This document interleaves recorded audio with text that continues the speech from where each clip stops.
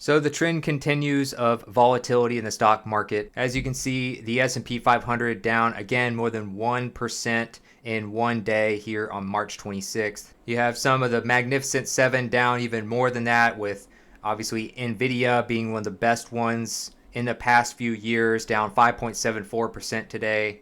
Amazon being down around 2.23% today. And a representative from Morgan Stanley, which is an American multinational investment bank and financial services company based in New York, actually talked about one thing that they recommend people do there during this time. That 10% pullback in the S&P. Is it time for you to do the same? Joining me now at Post 9 is Morgan Stanley Private Wealth Management's Sherry Paul. Welcome back. Thank you. I mean, I think everybody, I don't care what your income spectrum is, how much your net worth is. Everybody wants to know what is going on with these markets. This is not what I expected. And now is it time to get back, positive? Yeah. Well, look, there's a lot of chaotic thinking out there, and the way that we're simply talking to clients about this is in sort of... So I think one thing he's referencing is a lot of people are obviously scared of what's going on because of the tariffs, because of the foreign policy stuff with the U.S., how it could affect different businesses, how it could affect stocks. Every time there's talks of tariffs, the market goes down. And then if you look at some other people, the bullish side, they're like, well, this is the perfect time to buy low. We should be accumulating on days that it's down. Buy the dip, as they say. But the problem is the dip, it's hard to tell how low the dip is going to go because it'll be high, it'll be up 2% one day, down 2% the next day. It's just, there's a lot of different perspectives on whether this is good or bad and if this is going to continue being so volatile. 3 viewpoints. We have a 20,000-foot view, which is this discussion around, is it recession, is it stagflation, maybe impossibly. And the bottom line is that we're gonna have that question answered in arrears because markets are forward thinking. And so if you think we're sort of in a recession, you could argue that the market already reset from the highest peak to trough, north of 10%. Pullbacks typically would indicate some type of a slowdown. And then the 10,000-foot view, the way we see it, is the tariffs, which really then speaks to geography and supply chain. And then really what the sector rotation should possibly be in terms of where tariffs may land. But I think the most important thing that we're wanting investors to pay attention to is the 1,000-foot view, which is really what's happening in the market. And the setup right now is that the S&P is kind of flat. NASDAQ's down maybe, 3 or 4% in any given day. If you take out the top 7 stocks out of the S&P, you'd actually have a positive S&P. And 80% of companies that reported in the fourth quarter actually had positive. If you paid attention to what she just said, a lot of the top companies, if you talk about like the Magnificent Seven, which again is stocks like Nvidia, Amazon, Google, Tesla, etc., if you take those out, some of these days that are negative are actually positive for NASDAQ, which is... It's nuts because a lot of the growth last year was from the Magnificent Seven. That's how they got that name in the first place. And now, some of these days that are down, if you look at the top tier companies in the S&P 500, if they're down, the whole S&P is down. If they're up, the whole S&P is up. Like it seems like it's becoming more and more top heavy. Positive earnings momentum. And so while we might experience a setback, we want to stay focused on what does that core portfolio need to be right now, and it frankly needs to be an all-weather portfolio to set in the conditions in which we're investing right now. I'll get to the breakdown. So when she says an all-weather portfolio, you may have read about this in different books. For instance, I actually read about this the first time in a book called Money Master the Game by Tony Robbins, which he interviews a bunch of different investors, some of the more famous ones that are like hedge fund managers.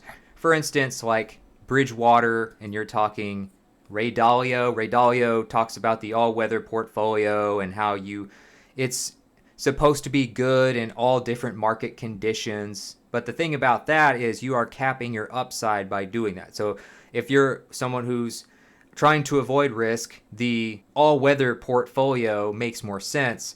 If you're trying to, invest more long-term, maybe you're younger and you're trying to make as much as possible before you convert to something like a dividend-based portfolio when you're ready to retire, then you might want to pick stocks with more growth opportunity, or just do the S&P 500 if you don't want to pick stocks. But what she's saying with by an all-weather portfolio, you can tell a lot about what they think of conditions right now.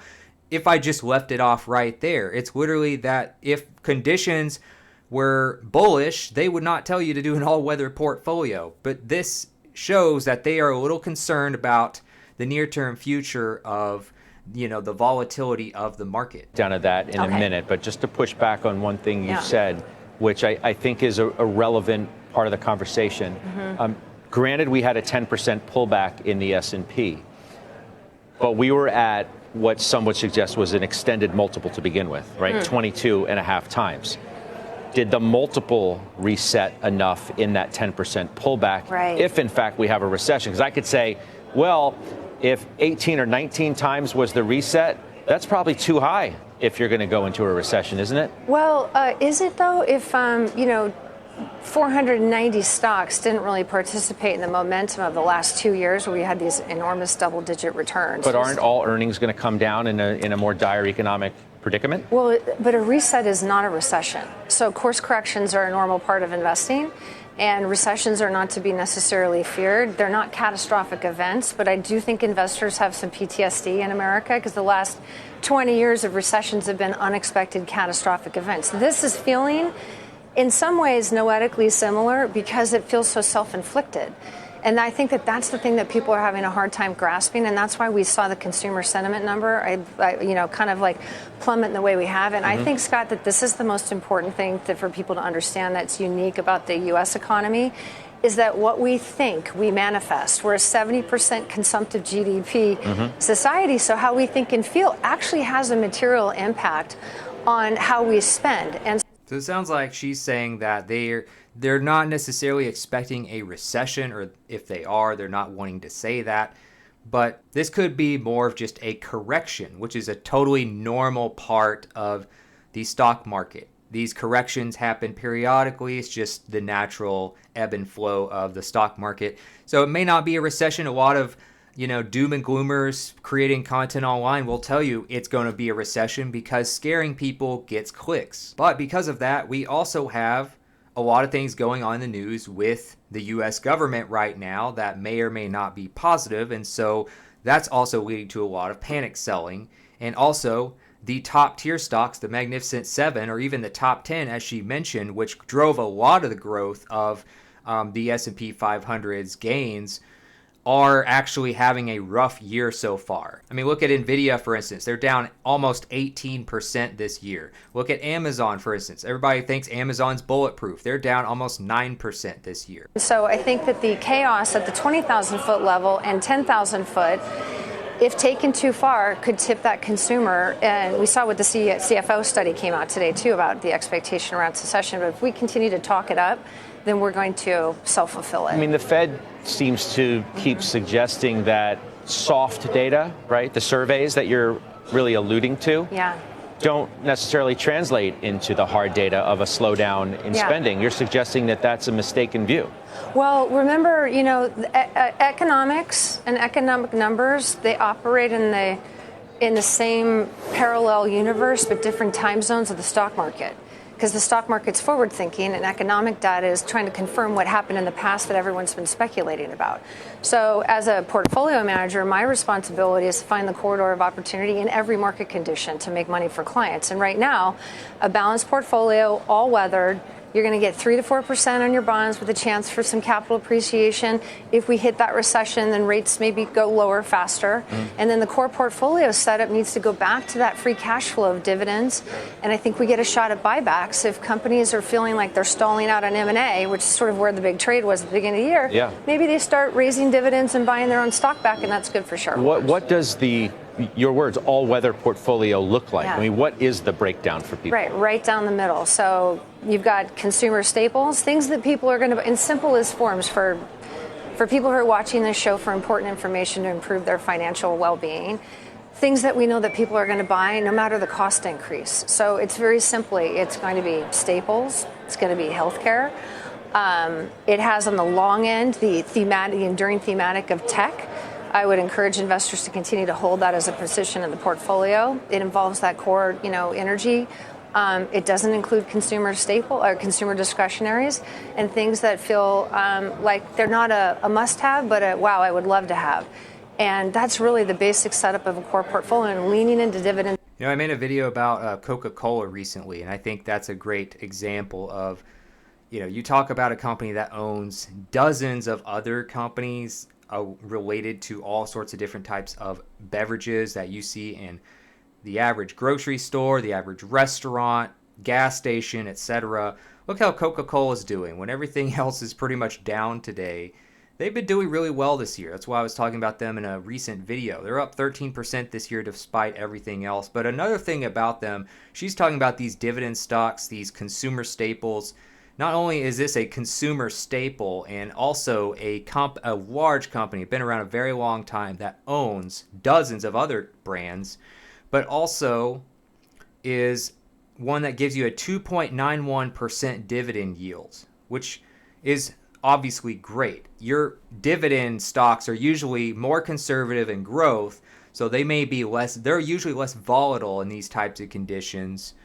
And they may not grow much, but they pay you that dividend yield. So if you're talking about like consumer staples like Coca-Cola, she also mentioned healthcare, things like that have a good dividend. That could be a good part of the portfolio we could aim for if we believe that these conditions are going to continue. Obviously not financial advice, but just going based off of kind of examples of what she's given. And income.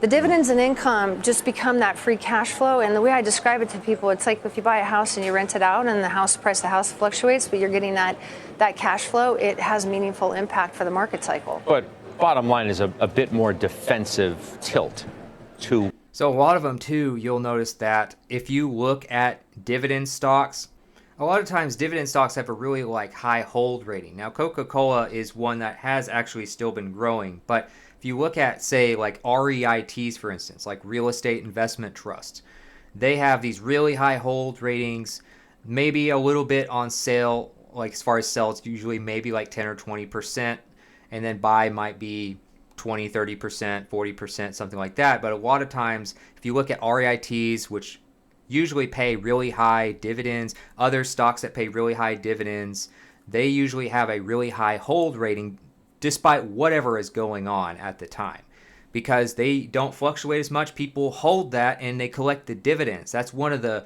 more stabilizing things about these high dividend stocks. People hold them no matter what's going on because they are living off of the cash flow from the dividends. A lot of times people retire off of that. And if you're retired, you're not going to start selling stocks just because the price is fluctuating a little bit. Like she said, it's like buying a house and renting it out. You're not going to sell the house just because the value goes down a little bit, because you're still collecting that rent. What, you otherwise might have had. Yeah. From your expectations at the beginning of the year. Definitely. It's more practical. People get stressed out when they resist reality. And the reality has shifted. And so we have to shift with it. And the amazing thing about the U.S. capital markets is there are a lot of different places for us to, because of the liquidity and the transparency and all the incredible companies in the S&P 500, for us to make that pivot.